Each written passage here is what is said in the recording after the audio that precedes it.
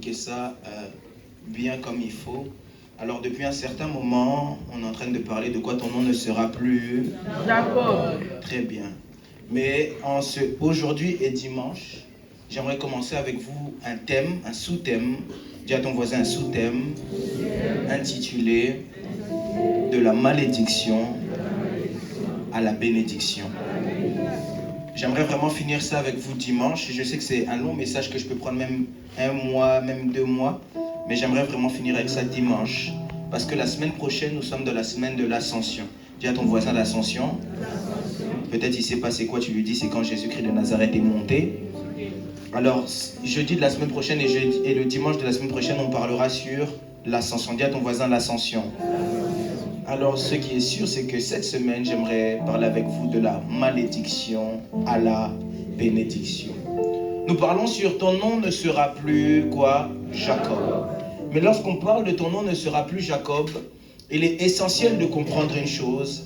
Lorsqu'on dit ton nom ne sera plus Jacob, ton nom n'est plus Jacob pour une raison. Lorsque vous lisez Genèse 32, vous comprendrez avec moi que Dieu ou encore l'ange de l'Éternel change le nom de Jacob au moment où Jacob lui dit « Je ne te laisserai pas jusqu'à ce que tu quoi? Tu me bénisses. » Jacob avait compris en réalité que le problème qu'il avait jusqu'à présent était un problème de bénédiction. Jacob manquait une chose qu'on appelle quoi? La bénédiction. Jacob ici, on pouvait dire, avait la bénédiction de son père. Mais il n'avait pas quelque part la bénédiction de Dieu. Parce que si Jacob savait qu'il avait la bénédiction de Dieu, Jacob n'aurait pas pu demander à l'ange de l'Éternel quoi? La bénédiction. Dis à ton voisin, il te faut la bénédiction. Dis-lui bien, il te faut la bénédiction. Jacob n'aurait pas pu réclamer la bénédiction. Jacob n'aurait pas pu se battre pour la bénédiction. La première des choses que j'aimerais vous dire, c'est que la bénédiction, ça s'attrape. La bénédiction, ce n'est pas quelque chose qu'on attrape comme ça au néant. La bénédiction, c'est quelque chose qui peut s'arracher. Un jour, je parlais avec un homme et je lui disais, le pouvoir n'a jamais été servi sur un plateau. On peut te servir la nourriture sur un plateau, mais le pouvoir, on ne te le servira pas sur un plateau. On peut te donner un cadeau, mais le pouvoir, on ne le donne jamais comme un cadeau. Lorsque vous voulez la bénédiction, ou lorsque vous voulez le pouvoir, il est important de savoir une chose, ce sont des choses qui s'arrachent.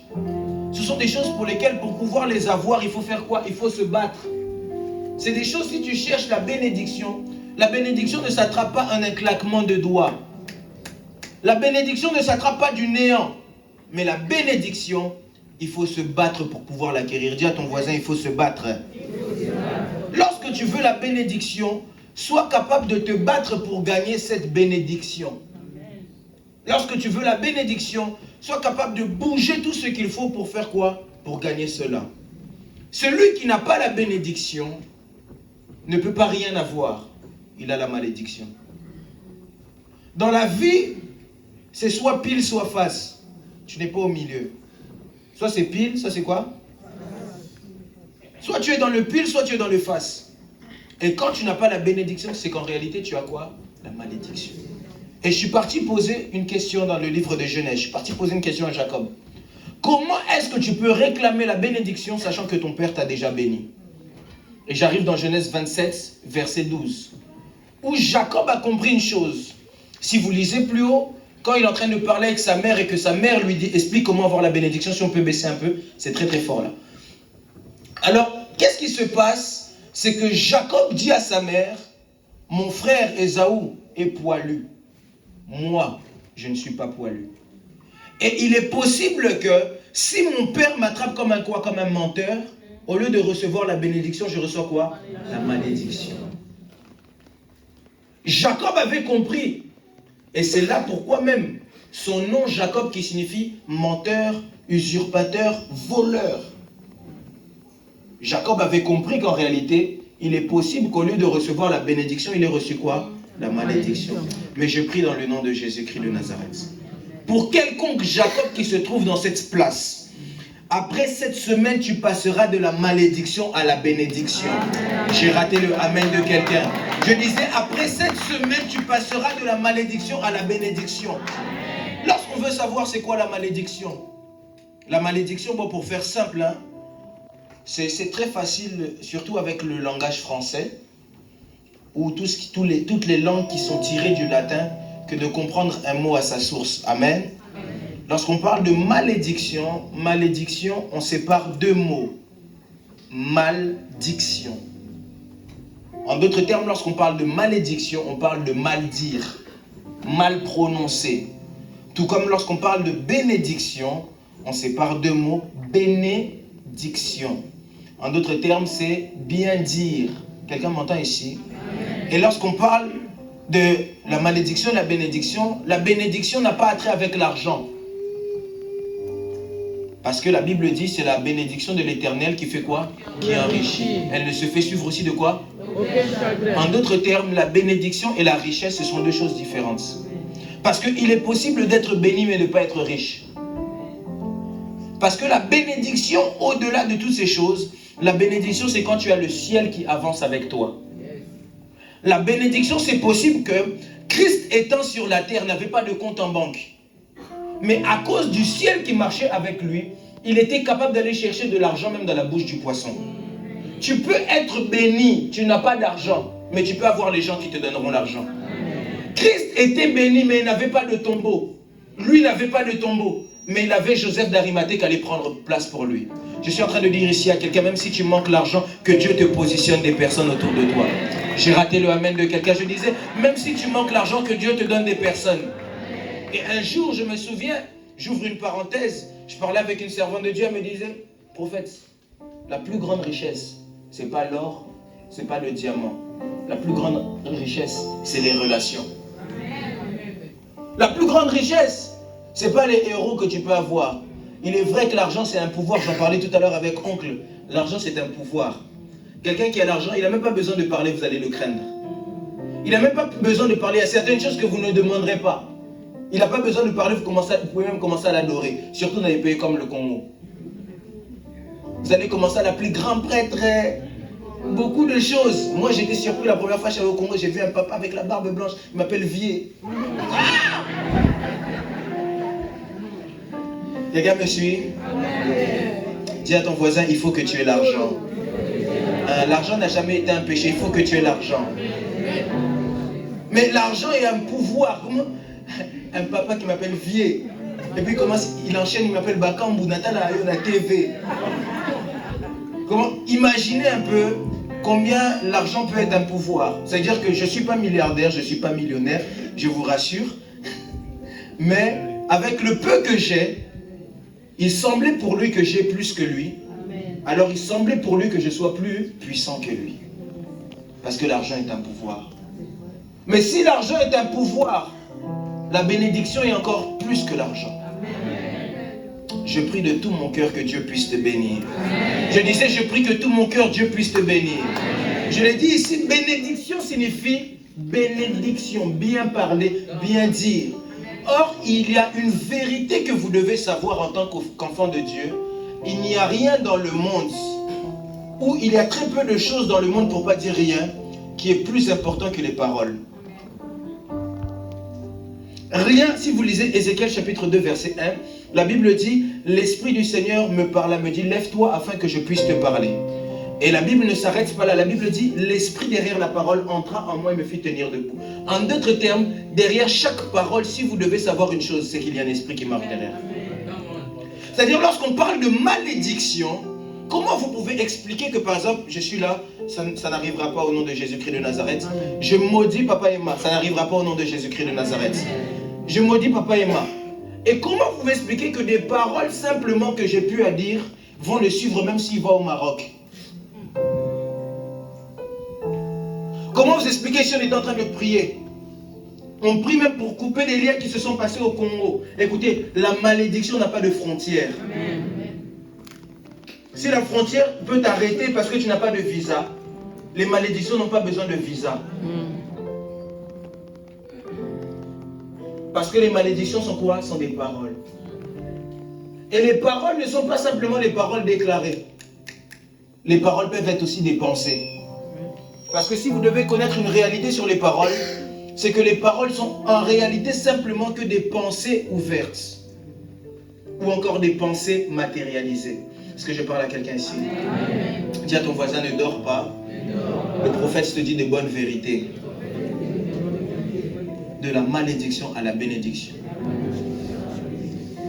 Qu'est-ce que la malédiction? La malédiction, c'est mal dire. J'aimerais pas m'attarder là-dessus. Il existe 3 grandes sources de bénédiction ou de malédiction. 3 grandes sources. Quand je dis 3 grandes sources, c'est-à-dire qu'il est possible qu'il puisse aussi avoir des dérivés. Mais 3 grandes sources. En d'autres termes, pour être maudit ou béni, il existe 3 grandes sources. La première grande source, c'est Dieu, qui a la possibilité de nous maudire ou de nous bénir. La deuxième grande source, c'est la famille. Quand je parle de la famille, je parle des frères, sœurs, parents, grands-parents, oncles, tantes, etc.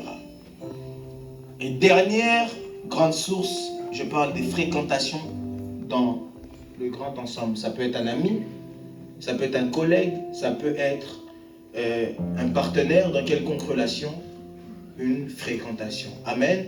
Amen. Pourquoi est-ce que ce sont ces 3 grandes sources qui ont la capacité de nous bénir ou de nous maudire? Parce que la bénédiction et la malédiction fonctionnent avec un système qu'on appelle le système des droits. Parce que Dieu étant un Dieu d'ordre et non un Dieu de désordre, ne peut pas permettre que par exemple quelqu'un dans la salle comme ça du néant, je le maudis. C'est pas possible. Parce que avec quel droit est-ce que je me permets de faire ça?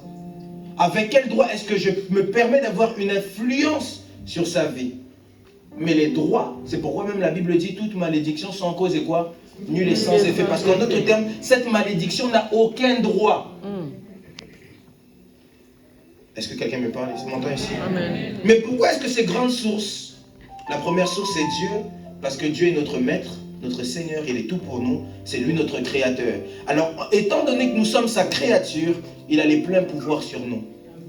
Première grande source. La deuxième grande source de bénédiction, de malédiction, la famille. Comment est-ce que les gens de notre famille ont la capacité de nous maudire ou de nous bénir? Est-ce que je peux le dire aujourd'hui? Par quelque chose qu'on appelle le lien du sang. Qu'on le veuille ou non, dans notre sang, on a quelque chose qu'on appelle l'ADN. Et c'est quelque chose qui ne se refuse pas. Quand tu te réveilles le matin, par exemple, moi, je ressemble beaucoup à mon père. Et puis je me suis rendu compte que j'ai même des tics de lui. Que j'aime ça ou pas, ça va me suivre. Que je veuille lui ressembler ou pas, je n'ai pas fait le choix. Mais c'est quelque chose qui va faire quoi? Qui va me suivre à cause du quoi? Du droit de l'ADN. Et ce même pouvoir qui est physique a aussi des effets dans la spiritualité. Parce que tout ce qui est physique tire sa source dans quoi? De la spiritualité. Donc mon père, que je le veuille ou pas, peut me bénir ou me maudire. C'est pourquoi d'ailleurs le premier commandement avec une promesse, c'est honore ton père et ta mère. C'est le premier commandement qui a une promesse et tu vivras longtemps sur la terre. Parce que c'est à cause du quoi? Du droit de la famille, le droit du sang. Le droit du sang. Je prie dans le nom de Jésus-Christ de Nazareth. Amen. Qu'aucune alliance ou malédiction qui te suivait à cause du droit du sang ne puisse avoir d'effet sur toi dans le nom de Jésus-Christ de Nazareth. Le seul moyen que de briser ça, c'est d'aller dans une alliance qui est au-dessus de celle-ci.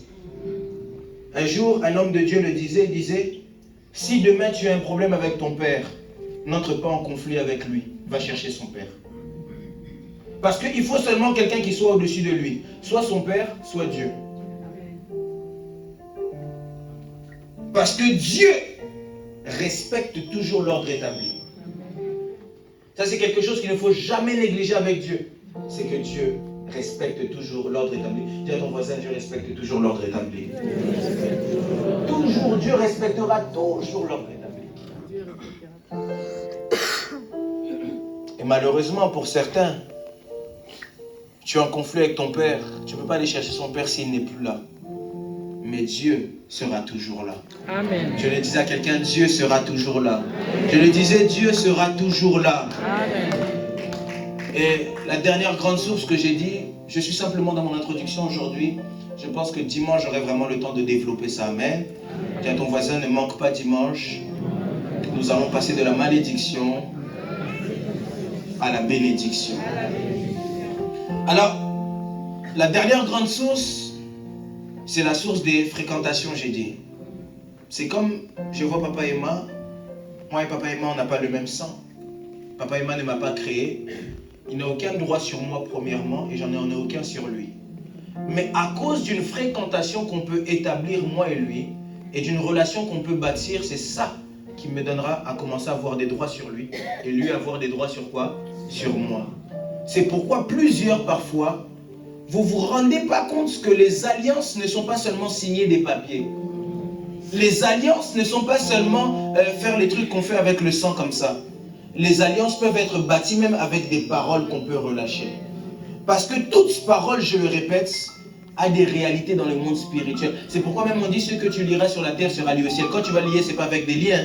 C'est avec quoi? C'est pourquoi même on dit quoi? Que la vie et la mort sont au pouvoir de quoi? De la langue. Quand tu parles là, est-ce que tu vois la vie être transmise? Non. Mais le problème, c'est que ce que tu ne vois pas de tes yeux, dans le monde spirituel, existe.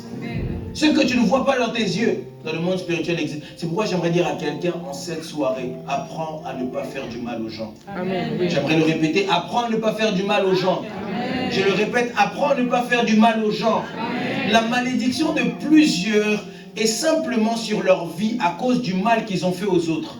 Posez la question à Jacob. Si vous lisez la suite, vous verrez que lorsque Isaac bénit Jacob, quand Ésaü revient, il dit, Père, tu n'as pas d'autre bénédiction pour moi. Ésaü disait, lorsque mon père mourra, je tuerai Jacob à cause du mal qu'il m'a fait. Je suis en train de dire à quelqu'un, apprends à ne pas faire du mal à ton prochain. Apprends à ne pas faire du mal à ton prochain. Contrairement, apprends à faire le bien. Parce que les bontés, ça crie toujours en notre faveur. Si tu as pu être maudit parce que tu as fait du mal aux autres, tu peux aussi être béni parce que tu fais du bien à quelqu'un. Je l'ai dit un jour, je parlerai de comment j'ai rencontré papa. Ça peut paraître tout bête, mais c'est juste à cause de certaines de bonnes habitudes que j'avais qui m'ont récompensé. J'aimerais dire à quelqu'un, apprends à faire le bien. Dis à ton voisin, apprends à faire le bien. Dis le bien, apprends à faire le bien. Répète-lui, apprends à faire le bien. Dis-lui encore, apprends à faire le bien. Mais j'aimerais aujourd'hui vous faire insister sur ce qui est la bénédiction et la malédiction. La bénédiction, je l'ai dit, c'est quoi? Bien parler. Un homme qui veut être béni ou un homme qui veut être bien dans sa vie doit absolument mettre l'emphase sur quelque chose. Il doit absolument mettre l'emphase sur la voix de Dieu. Celui qui veut être béni doit absolument dans sa vie de tous les jours mettre l'emphase sur la voix de Dieu. Quelqu'un va dire, voilà, les prophètes sont comme ça, ils commencent. Quelqu'un qui veut vivre selon ce que Dieu veut pour lui et vivre la bénédiction ne doit jamais avancer dans quelconque domaine sans écouter la voix de Dieu. Quelqu'un qui veut avancer avec Dieu doit toujours écouter Dieu. Le problème de plusieurs, pourquoi est-ce que parfois nous sommes maudits? C'est parce que nous faisons des choses sans consulter Dieu. Et la Bible dit, vous enfants désobéissants, souvent on commence un projet, on voit que ça ne marche pas, et puis on retourne auprès de Dieu. Seigneur, regarde, j'ai fait telle chose, tout est bloqué. La question que j'aimerais te poser, où était Dieu quand tu as commencé? J'aime même le dire, ne cherche pas à ce que Dieu soit Emmanuel et Oméga dans quelque chose dans lequel il n'a pas été Alpha. Ne cherche pas à ce que Dieu puisse être celui qui chemine avec toi ou être celui qui t'emmène à la conclusion de quelque chose là où il n'a pas été avec toi. Une des choses que vous devez savoir, c'est qu'à chaque fois que Dieu dit quelque chose, Dieu ne le dit pas simplement pour le dire. Et une des personnes qui a compris ça, pendant que je suis en train de parler, si je l'ai compris, ça me vient à l'esprit. Une des personnes qui a compris ça, c'est Pierre. Pierre vivait avec ce qu'aujourd'hui on peut appeler la malédiction. J'ai péché toute la nuit, je n'ai touché aucun poisson. Pendant toute la nuit, j'ai travaillé. J'ai jamais réussi. Imaginez un peu vous et moi, si quelqu'un ici travaille toute la nuit sans salaire, ça sera très compliqué, on va se dire, ah, ça c'est les liens de famille, on m'a mis des limitations, on m'a empêché d'avancer. Or le problème de Pierre, ce n'était pas qu'on l'avait empêché d'avancer, le problème de Pierre, c'est qu'il était allé sans mot d'ordre. Pierre dit, j'ai travaillé toute la nuit, je n'ai aucun poisson. Il peut le dire à tout le monde, et tu peux le dire à tout le monde, tu peux appeler tous les pasteurs que tu veux, ça ne changera rien. J'ai travaillé toute la nuit, je n'ai rien gagné. Je ne sais pas qu'est-ce que c'est pour toi. Pierre, c'était peut-être il n'a pas eu de poisson. Peut-être toi, c'est depuis que tu es rentré dans le mariage, ça ne fonctionne pas. Peut-être que toi, si tu cherches le travail partout, ça ne fonctionne pas. Peut-être que toi, même c'est au niveau des études, ça ne fonctionne pas. Peut-être que c'est même au niveau de la fertilité, il y a quelque chose qui ne marche pas. Le problème, c'est que tu ne sais pas ce que Dieu a dit. Le problème, c'est que tu n'as même pas cherché à entendre Dieu. C'est pourquoi plusieurs, même lorsqu'ils prient, ils ne savent pas comment prier, parce qu'ils n'ont rien de ce que Dieu leur a dit. David est en train de dire une chose. David dit, souviens-toi de la promesse que tu as faite à ton serviteur. Elle me permet de rester en vie. En d'autres termes, à chaque pas de David, ce qui lui permet d'avancer, c'est ce que Dieu lui avait dit. J'aimerais poser la question ici à quelqu'un, qu'est-ce que Dieu t'a dit? Qu'est-ce que Dieu t'a dit? Pas ce qu'un prophète t'a dit, ce que Dieu t'a dit. À toi-même personnellement, qu'est-ce que Dieu t'a dit? Tous les jours où tu viens à l'église, qu'est-ce que Dieu t'a dit? C'est pourquoi même vous allez voir des gens venir dans des églises et sortir des églises. Parce qu'il est venu sans que Dieu ne lui dise quoi que ce soit. Tu viens, tu fais des choses, mais tu n'avances pas parce que Dieu ne t'a rien dit. Dis, lève ta main droite avec moi. Dis, je dois écouter Dieu. Dis-le bien, je dois écouter Dieu. Dis-le encore une fois, je dois écouter Dieu avant d'avancer. Qu'est-ce que Dieu t'a dit? Qu'est-ce que Dieu t'a dit? Tu entres dans le mariage sans l'approbation de Dieu. Qu'est-ce que Dieu t'a dit? Tu entres dans le travail sans l'approbation de Dieu. Qu'est-ce que Dieu t'a dit? Tu vis au jour le jour sans même écouter Dieu. Qu'est-ce que Dieu t'a dit? Et c'est là même que je comprends que plusieurs ne savent même pas qu'est-ce qu'est la prière. La prière n'a jamais été parler à Dieu. Ça, c'est pas la prière. La prière a toujours été parler avec Dieu. La prière n'a jamais été un monologue. La prière a toujours été un dialogue. Moi, je parle, lui me parle. Moi, je parle, lui me répond. Mais toi, qu'est-ce que Dieu t'a dit? Pose un peu la question à ton voisin, qu'est-ce que Dieu t'a dit? Dis à ton voisin, le prophète pose simplement les bases. Qu'est-ce que Dieu t'a dit? Mais il y a une personne qui a compris ça. C'est Pierre. Simon Pierre est en train de parler avec Christ. Et il dit à Christ, sur ta parole, je ferai quoi? Je jetterai le filet. J'aimerais poser la question à Pierre. La parole de Dieu, c'est devenu la mer? Ou l'océan? Est-ce que la parole de Dieu est devenue ce qui contient le poisson? Simplement, Pierre avait compris une chose. C'est qu'à chaque fois que Dieu parle, Dieu crée. Parce que les mains de Dieu ne sont pas des mains. Les mains de Dieu, c'est sa parole. À chaque fois, vous verrez Dieu créer quelque chose, il ne le crée pas avec des mains. Il le crée avec sa parole. C'est-à-dire, quand Dieu dit, va, je te bénirai, au moment où il a dit, va, je te bénirai, en réalité, sa parole là, ça a déjà créé la bénédiction. Amen. Quand il te dit, va, je rendrai ton nom grand, au moment où il a dit, va, je rendrai ton nom grand, quand il l'a dit seulement, c'était déjà fait. Parce que la parole de Dieu est créatrice. Lorsqu'il dit, cette année, c'est l'année de la différence. Au moment où il a dit, c'est l'année de la différence. La différence était déjà créée pour toi. Amen, amen. C'est pourquoi j'aimerais poser la question. Qu'est-ce que Dieu t'a dit? Qu'est-ce que Dieu t'a dit? Tu vis, tu veux passer de la malédiction à la bénédiction, mais qu'est-ce que Dieu t'a dit? Jacob, tu veux que Dieu change ton nom et qu'il te bénisse. Mais ta bénédiction, c'est quoi? Parce que la bénédiction de tout le monde n'est pas la même. La bénédiction de tout le monde n'est pas la même. Parce que par exemple, ici, il y a des gens dans cette salle, Dieu veut peut-être les bénir, qui deviennent millionnaires. J'ai raté le amen d'un millionnaire. Amen. J'ai raté encore le amen d'un autre milieu. Amen, amen, amen. Il y a peut-être ici quelqu'un dans cette salle, Dieu peut-être veut le bénir seulement qu'il ait beaucoup de maisons. Amen. Le amen de quelqu'un qui a beaucoup de maisons. Amen. Mais toi, qu'est-ce que Dieu t'a dit? Peut-être qu'il y a quelqu'un, Dieu veut seulement l'emmener dans un grand ministère. J'ai raté le amen de cette personne. Il y a peut-être quelqu'un, Dieu veut seulement rendre son nom grand. Amen.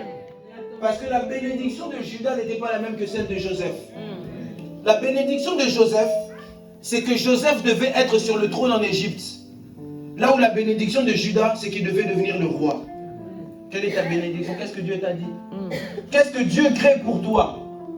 Qu'est-ce que Dieu fait pour toi? La bénédiction des Lévi, c'était eux qui devaient être les sacrificateurs. Tout le monde n'est pas Lévi.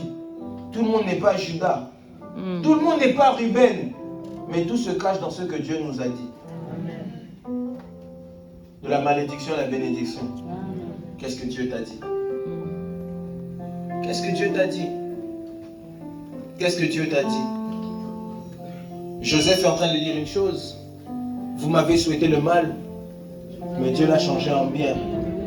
Parce que Joseph savait une chose. Quand il dit ça, Joseph savait une chose. Joseph savait que sa bénédiction était cachée dans le rêve que Dieu lui avait donné. Mais il savait que la malédiction était cachée dans la mort que ses frères voulaient leur présenter. Mais toi, qu'est-ce que Dieu t'a dit? C'est ça la grande question. Qu'est-ce que Dieu m'a dit? De la bénédiction à la malédiction. De la malédiction à la bénédiction. J'aimerais dire à quelqu'un en cette soirée, si dans ta famille on t'avait maudit, si dans ton entourage on t'avait maudit, si autour de toi la malédiction avait pris place, peu importe l'alliance qui avait été faite, je viens en cette soirée comme un prophète de Dieu d'annoncer que Dieu est en train de changer la malédiction en bénédiction. J'ai raté le amen de quelqu'un. Si jusqu'à présent Christ n'avait pas parlé, je viens te dire comme un représentant de Christ, Christ est en train de donner une parole pour ta vie. J'ai raté le amen de quelqu'un. Les médecins ont déjà parlé, mais Christ veut parler maintenant. Je disais à quelqu'un, la famille a déjà parlé, mais c'est le moment de Christ pour parler. La malédiction, oui. Cette femme attrapée en flagrant délit d'adultère, à cause des actes qu'elle avait posés, on a dit, Christ, la loi nous dit qu'il faut lapider de telle femme.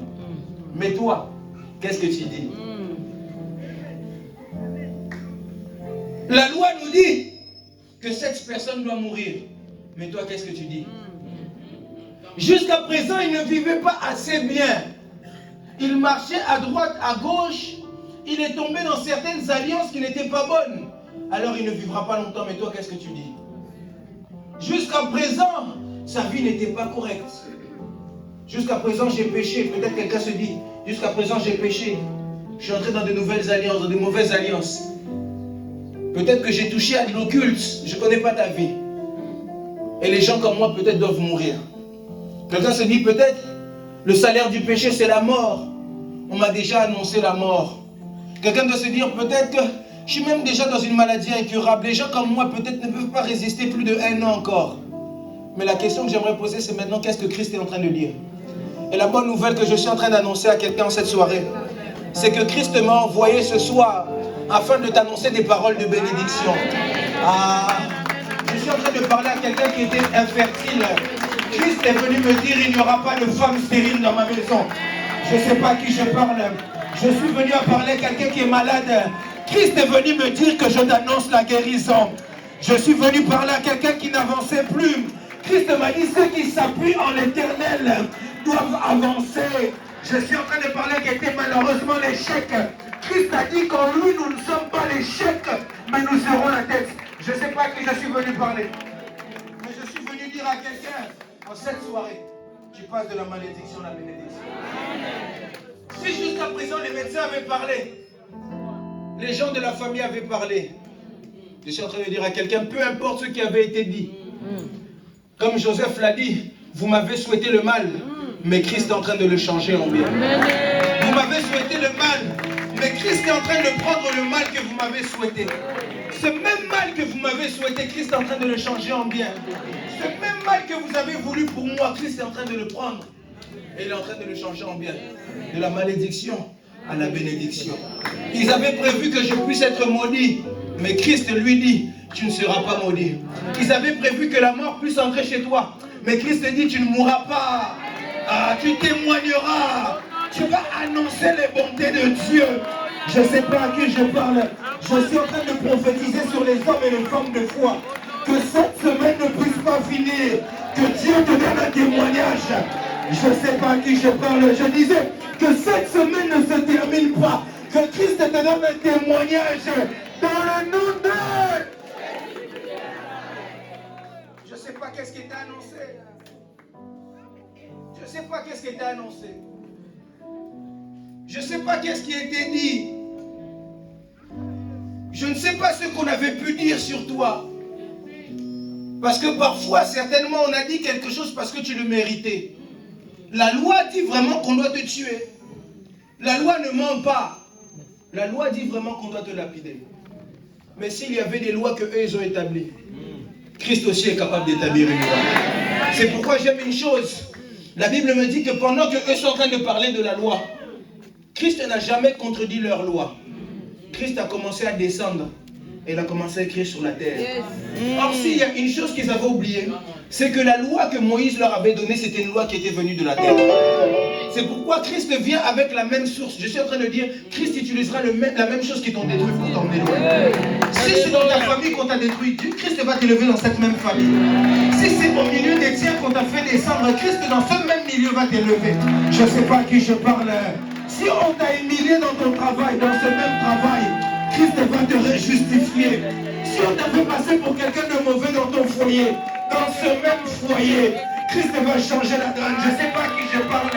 Si c'est à Nazareth qu'on t'a refusé, c'est même à Nazareth que Dieu va t'élever. Amen, amen, amen. Si on avait dit que rien de bon ne peut sortir de Nazareth, aujourd'hui nous tous on crie Jésus-Christ de Nazareth. C'est cette même chose que Dieu va utiliser seulement pour t'élever.